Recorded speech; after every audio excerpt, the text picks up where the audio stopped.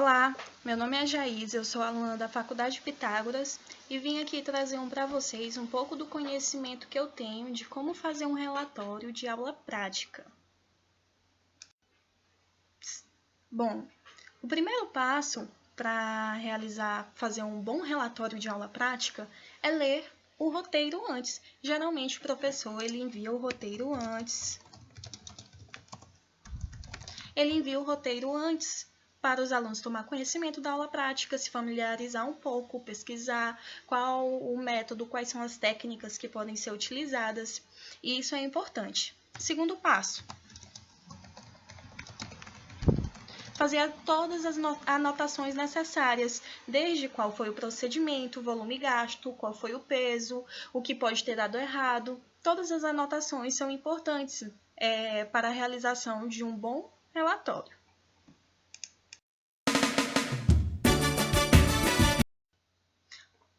Terceiro, dominar todo o conteúdo teórico. Sempre que o professor vai realizar uma aula prática, ele passa primeiro a teoria para depois ir ao laboratório com os alunos. Então, é bom todos os alunos dominar o conteúdo teórico, saber fazer os cálculos para poder compreender a aula prática, porque senão vai ser uma aula prática em vão.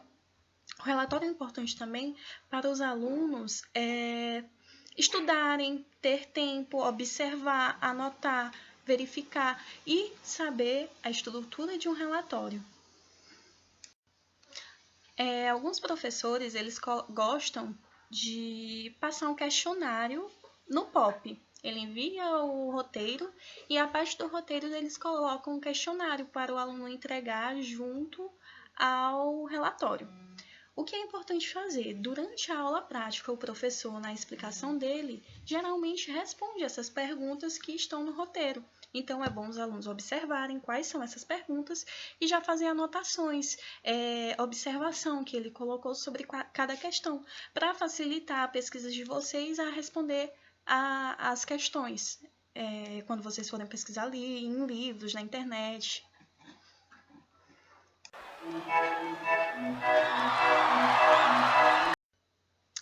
Outra coisa muito importante, quinto, formatação. Os alunos têm que dominar, saber digitar um trabalho, formatar um trabalho, saber quais são as normas técnicas da BNT, conseguir fazer uma capa, saber onde coloca cada item, cada ponto. Então, uma dica que eu dou é pegar modelos na internet, pesquisar tutoriais no YouTube também sobre isso, para conseguir fazer um bom relatório, ter uma boa formatação. E isso pode demonstrar que o aluno tem um conhecimento maior e o professor já vai avaliar de outra forma. Entre um trabalho mal formatado e um trabalho bem formatado, o professor vê assim, nossa, o aluno é mais cuidadoso, ele é mais organizado. Então, é bom aperfeiçoar isso, a formatação.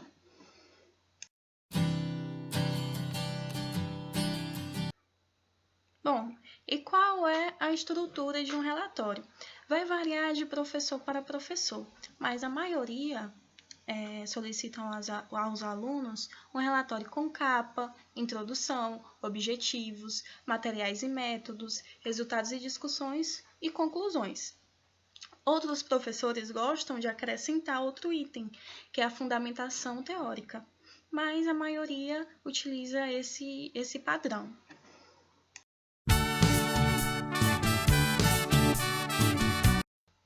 Certo. Na capa, o que é importante colocar na capa? Alguns alunos gostam de colocar a logo da instituição de ensino. Não é obrigatório colocar, mas algumas pessoas gostam. O nome da faculdade, qual é o curso, o relatório é de qual disciplina, qual é o tema da aula prática, sempre colocar o tema na frente. O nome completo do aluno. Se for mais de um componente, coloca embaixo aqui alinhado qual é o nome do restante da equipe. Alguns alunos gostam também de fazer uma contracapa. A contracapa, a capa vai vir sem o nome do aluno, apenas com o tema da aula prática, e a contracapa vai vir trazendo o nome dos alunos, vai trazer também um pequeno texto que fica sempre aqui no cantinho, falando assim: o relatório é referente à nota parcial da disciplina de Química Orgânica Experimental, e coloca o nome do professor, da disciplina, assim, varia muito.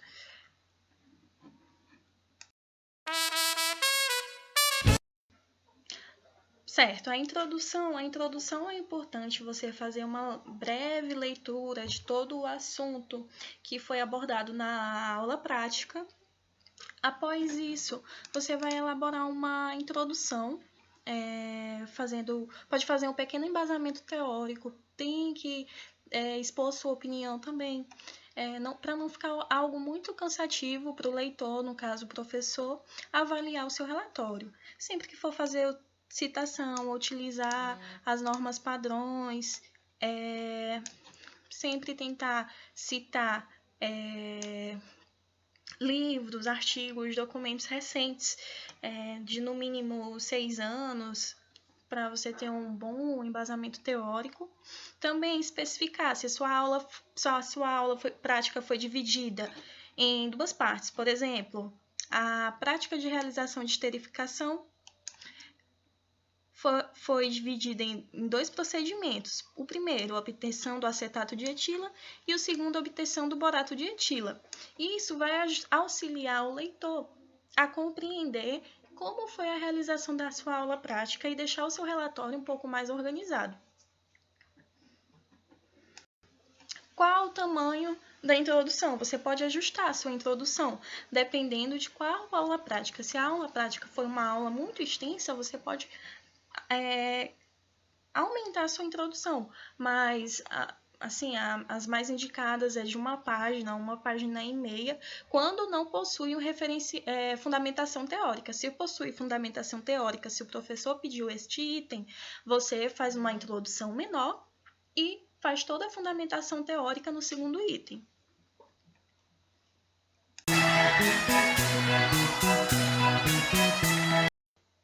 O objetivo é bem simples de fazer, geralmente o professor encaminha para a gente já o objetivo no POP, no roteiro da aula prática. Então, o que a gente vai fazer é simplesmente copiar o roteiro, ou então, durante a aula prática, o professor diz: gente, o objetivo da nossa aula prática vai ser extrair ácido láurico do óleo de babaçu. Então, o objetivo é uma coisa bem simples.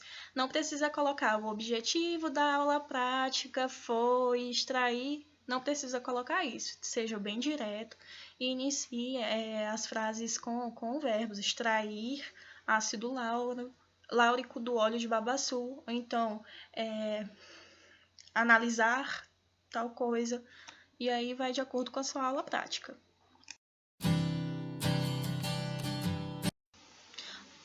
Materiais e métodos. Os materiais eu gosto de separar em planilha ou então em lista, porque fica mais organizado. Pode separar também em uma coluna da planilha, colocar quais foram as vidrarias, em outra, quais foram os reagentes utilizados, em outra, qual os equipamentos utilizados, mas é importante deixar os materiais organizados. Certo? E quais os métodos utilizados?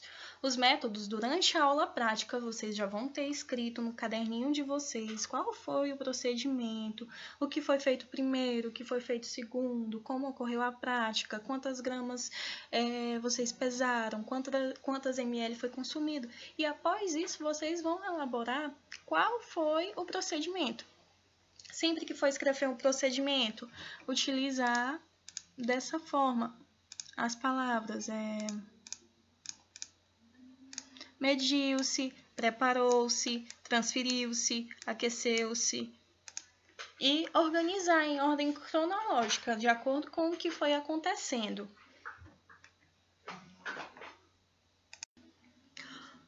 Resultados e discussões. Essa é a parte mais importante do relatório, é a parte que o professor vai avaliar com mais cautela, com mais cuidado, analisando qual foi a percepção do aluno, que o aluno pôde observar e o que ele pôde extrair do experimento. Certo? O que é importante a gente colocar nos resultados e discussões? qual foi o resultado da nossa prática, os cálculos que a gente pode ter utilizado.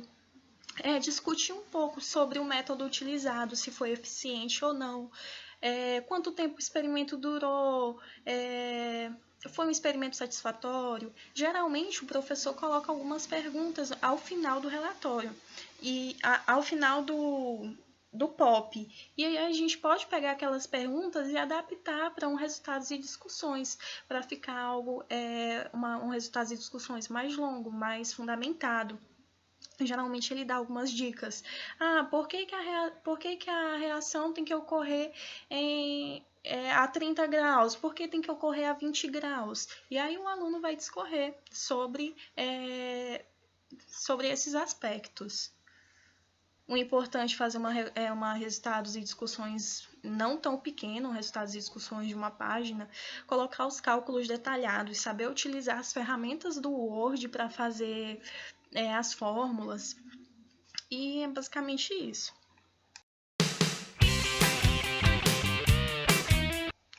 Outra coisa importante, não adianta ir na internet buscar resultados e discussões prontos de outro relatório. É bom a gente evitar buscar qualquer tipo de relatório pronto na internet, porque o que pode acontecer? A gente pode pegar um resultado e discussões errado de outro relatório, colocar no nosso relatório e aí a gente tirar uma nota baixa por conta de uma falta de atenção. Então, sempre é bom a gente elaborar o nosso próprio relatório, pode dar uma olhada em outros, mas não se prender àquilo, não copiar e colar. O professor sempre sabe o aluno que copia e cola de outros relatórios. Por isso que eles gostam de fazer uma aula prática diferente. Eles utilizam reagente diferente do que é utilizado para ver se o aluno ele acaba caindo na besteira de ir pegar relatório da internet e simplesmente copiar e colar.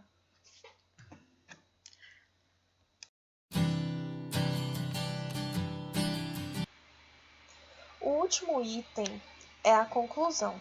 A conclusão ela é bem mais simples de se fazer e vai ser apenas um resumo do que foi discutido e concluído no resultados e discussões. A conclusão ela pode ter um parágrafo ou dois, vai depender muito do material que foi discutido, do volume do relatório, o tamanho da experiência, do experimento, e é basicamente isso.